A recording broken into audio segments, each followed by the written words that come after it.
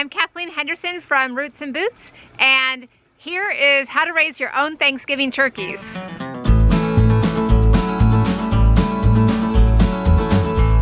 In this video, I have Farmer Greg with us to tell us all about raising your own Thanksgiving turkeys. He's the animal guy here on our farm, our homestead. First question is, which breed do we raise and why?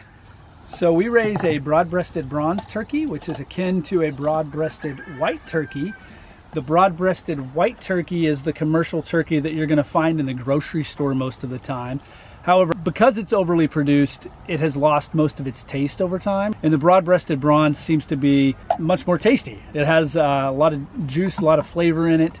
It's akin to a older heritage breed turkey. The broad-breasted bronze was raised in America as the commercial turkey for many, many years, but gave way to the broad-breasted white turkey. But that's why we raise the broad-breasted bronze. So this is the broad-breasted bronze turkey. We get it around the beginning of August. It takes about 15 weeks to get to weight. I usually try to grow them around 15, 16 pounds. Sometimes they're a little bit less, sometimes they're a little bit more. But they grow pretty fast. This year we have 40 of them. I feed them around 100 pounds of food a day for the 40 of them. We feed these turkeys a non-GMO food that's from Fertrell, that's been tested so that it doesn't have any pesticides, herbicides, any bad chemicals or anything else like that in them. Then we pasture raise them, so they're eating bugs, they're eating grass, and they're eating the grain. That helps us reduce the amount of grain that we have to feed them, but at the same time, we know that the grain that they're getting is wholesome and good and pure. These turkeys are pastured. They have access, like Greg said, to pasture, to grass and bugs, fresh air, sunshine. Greg and the boys let the turkeys out every morning, every night. They close them up for protection in this coop here. Will you tell us a little bit about the care? And specifically, I'm thinking that raising turkeys is really similar to raising chickens, right? Very similar. So if anybody is already raising chickens, then turkeys are pretty identical. Super easy. Are there any differences, or is it pretty much the same? Well, the biggest difference is they're a lot dumber than chickens, and that's saying a lot because chickens aren't the smartest animal in the world. So turkeys require more protection, or what does that mean? They require more protection. They don't go in at night as readily as the chickens do. For example, at night, chickens will put themselves to bed. They'll go into their coop as soon as it gets dark and put themselves to bed. Turkeys, on the other hand, most of the time you're going to have to usher them in, at least at the beginning, to help them understand where they need to be. And then often you've got to just shove them into the coop because they don't want to go. They're too dumb. They're not as teachable and trainable as chickens. They're not as trainable as chickens. We like to joke that turkeys are so dumb that they can drown in the rain. Yeah, if you left a turkey outside in the rain, it'd probably be so surprised it's raining, it'd look up with its mouth open and drown. That's how dumb they are. So another difference between turkeys and chickens is obviously turkeys are bigger, right? So what does that mean as far as housing the turkeys? Turkeys are bigger, yes. Housing the turkeys, chickens, you can put them in a little small chicken coop that has a door that's 1 by 1 and they'll go in. Well, for instance, our meat birds are in chicken tractors that are very low to the ground. Right. We do pull our meat birds around in what I call a Salatin style tractor. It's a 2 foot high by 10 foot by 8 foot coop. Cage. Yeah, cage. The turkeys, when I put them out on pasture, initially I'll put them in that same coop and we'll pull them around for the first 2 or 3 weeks when they're out on pasture until they get too big, and then they're too tall and they can't stay in there and they're too cramped. So then we move them into a run-in shed that we've converted into a coop. Right. And speaking of moving them from a smaller coop to a bigger coop, that reminds me that when you first get the turkey poults when they're babies, what is the care required? Yeah, it's the same as chickens. So we put them in a brooder. So we have brooders in our barns with heat lamps, and we keep them in that brooder for the first at least 3 weeks of their lives, sometimes 4, and then they'll come out into the chicken tractors that we just talked about. So the sequence is We get turkey poults, baby turkeys, in early August. This is in order to have turkeys ready for Thanksgiving. Right. We get them in early August.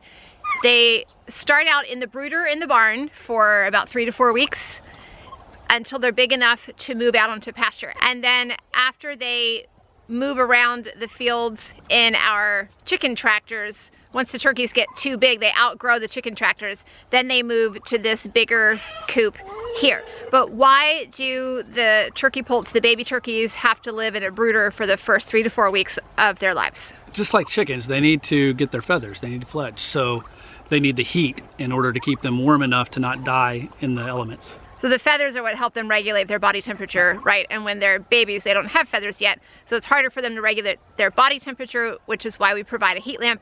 And they also require more protection because cats and other predators would love to eat a baby turkey. So again, just like chicks, baby chickens, we have to completely protect them in some way in a brooder pen. For some reason, we're not sure why, turkeys seem to require a lot of water. So these are the 3 turkey waterers. How many gallons are the 2 big ones? 7. These are 7 gallons, and how many gallons is the smaller one? 5 gallons. And how often do you guys fill these up? Twice a day, morning and evening. Twice a day, morning and evening you fill the waterers, and twice a day you feed them grain? Right. Okay, the final step in raising your own Thanksgiving turkeys is getting them from the field to the table. So tell me about processing turkeys. How do you know when it's the right time, or how do you make sure that they're ready for Thanksgiving? How does all that timing work? I cross my fingers to hope they're big enough and I take them to the processor. Well, there has been a year or two when we got Right. them a little later and they Right. weren't big enough. Right, I'll get In them a time, couple weeks late. They sometimes. were on the smaller side, and Yeah. so we've learned over time to get them at the beginning of August, right? That explains that timing. But then the week of Thanksgiving, when are the turkeys processed? And tell me about that. Yeah, so this year we use a USDA butcher, and we'll take our turkeys to the butcher on Monday of the week of Thanksgiving. Okay. He will process them on Monday, and we'll usually get them back midday that Tuesday, bring them home, and we don't have the capacity with refrigerators to store them for a long time. So typically we require our customers to pick their turkeys up either that Tuesday evening or the following morning on Wednesday. So final question is, why don't we process the turkeys ourselves? And if someone did want to process them themselves, can you describe what that would be like?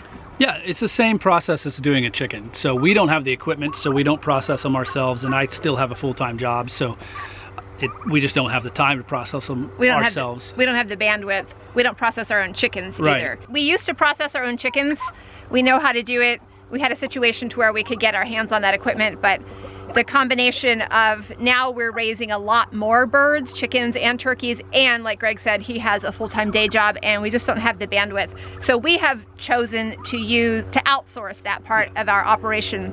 But if you wanted to do it yourself, it would be just like doing chickens. Again, they're just bigger. They're bigger, and it's a little harder to defeather them. Their feathers don't come out quite as easily as a chicken, so when you put them through the plucker, you might still have to pluck a few feathers after you get them out, and they're going to be a little harder to decapitate and take their feet off because they're bigger. So would you recommend a good practice is to start with chickens? If you've never raised meat chickens before, Yeah. it would be better to start with meat chickens. Absolutely. And then the next step could be raising your own Or if turkeys. if you want to even think about getting meat chickens, start with your laying hens. You've got some backyard laying hens. Hens will lay eggs for about 2 years productively, and then they start to wane off that production. So it would be worth it to think about starting to process some of your laying hens that 3rd or 4th year and practice with 1 or 2. So move from laying hens to processing your old laying hens, Right. to meat chickens, and then to turkeys. Yes. Is our suggested Suggested order way. of events. Other than you were very much ready, fire, aim, so you would probably just buy 100 turkeys and have me try to butcher them all tomorrow. But this is what we're recommending to other people to have Yes. a more positive experience. Yes. So that is how you can raise your own Thanksgiving turkeys. If you have any questions, you can drop them below. I'm happy to answer, or I can check with Farmer Greg, who is the turkey expert here at the Roots and Boots Homestead.